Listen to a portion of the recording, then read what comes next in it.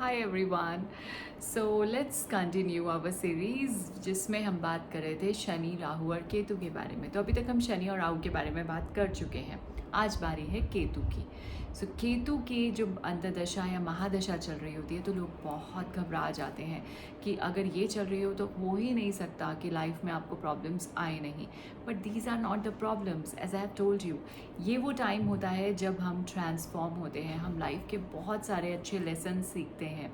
Y? Because Ketu is all about spirituality. ये एक अध्यात्म से जोड़ने का, जो हम ग्रह तो नहीं बोलते हैं, छाया ग्रह कॉल करते हैं इसको हम एस्ट्रोलॉजी में, लेकिन फिर भी अगर हम कहेंगे कि केतु, सो ये हमें स्पिरिचुअलिटी के पाथ पे लेकर जाता है। It's totally about spirituality, it's about inner peace, it's about transformation, it's about good skills, unique skills, and ये जब ये सब कुछ लाइफ के गुड लेसन्स जो हैं वो हम सीखते हैं इस पीरियड में, और जब केतु के अच्छे प्रभाव हमें दिख रहे होते हैं हमारी लाइफ में, सो ये सब चीज़ें हमारी लाइफ में बहुत स्मूथ चल रही होती हैं, बहुत एक पीस रहता है, डिटैचमेंट फ्रॉम द मटेरियल ये सिखाता है हमें केतु।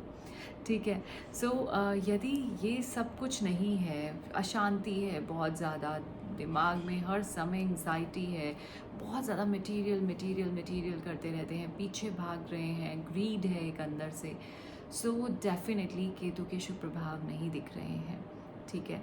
सो क्या करना चाहिए? क्योंकि जब ये पीरियड आता है ना तो लोग बिल्कुल आध्यात्मिक हो जाते हैं। क्यों हो जाते हैं? क्योंकि जब टफ टाइम आता है तो वो स्पिरिचुअल बनते हैं, उनको समझ आता है कि स्पिरिचुअलिटी का क्या मतलब है, और स्पिरिचुअल गुरुज़ के पास जाते हैं, अध्यात्म क्या है क्या नहीं है इस बात पे चलना शुरू हो जाते हैं। क्योंकि लाइफ के जो गुड लेसन्स हैं वो यहाँ इस समय हमें मिलते हैं, और हम एक बेटर वर्जन निकल के आते हैं अपने में से।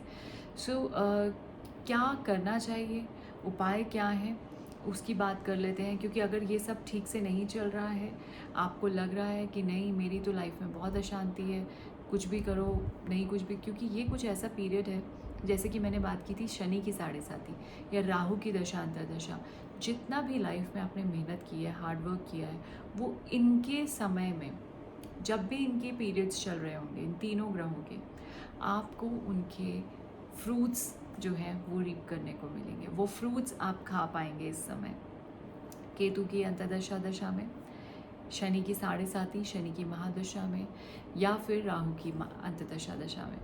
सो जस्ट बी वेयर, मेहनत करते जाइए। जैसे इन ग्रहों की आएगी दशा अंतर्दशा, आप बस अपने फ्रूट्स के लिए रेडी हो जाइएगा। अगर आपने कुछ नहीं किया, आपने अपने पेड़ को पानी नहीं दिया, तो आपको फ्रूट्स नहीं मिलने वाले हैं। उल्टा आपको उसकी सूखी पत्तियाँ जो हैं वो इकट्ठी करनी पड़ेंगी, पतझड़ आ जाएगा। It's like that. ओके, सो उपाय क्या है? फर्स्ट थिंग, आपको स्ट्रे डॉग्स को, क्योंकि केतु रिलेट करता है डॉग्स से, सो स्ट्रे डॉग्स को आपको फीड करना है, केयर करना है, उनका ध्यान रखना है। इतनी गर्मी पड़ रही है, गर्मी के समय उनको क्या देना चाहिए? पानी देना है, दही चावल देने हैं जो उनके लिए ठीक है। और जब ठंड का समय है तब उनको हमें क्या देना है? उनको शेल्टर देना है, कुछ कपड़े देने हैं, सो वो ध्यान रखना ज़रूरी है। आप घर पे पेट ले आइए, that's fine, but stray dogs का ध्यान तो रखना ही पड़ेगा। एंड सेकेंडली, मेडिटेट कीजिए, जितना हो सके मेडिटेट कीजिए, योगा कीजिए। ये आपको अध्यात्म की तरफ लेके जाएगा, ये आपको कामनेस देगा, आपको इनर पीस देगा, आपको एक सेटिस्फैक्शन देगा, which is really really very very important.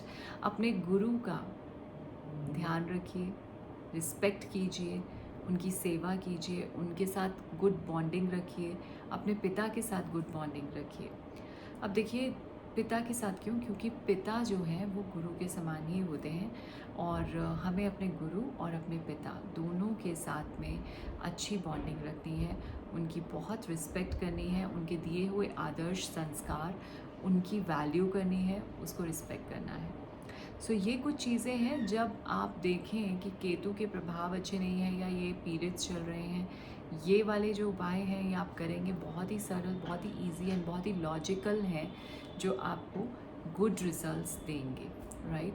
So start following this and if you want to watch Shani और राहु के उपाय और उनकी दशा अंतर्दशा के इफ़ेक्ट्स, तो आपके पास प्लेलिस्ट का लिंक इसके इंट्रोडक्शन बॉक्स में मिल जाएगा. So thank you so much. Have a very blessed day ahead.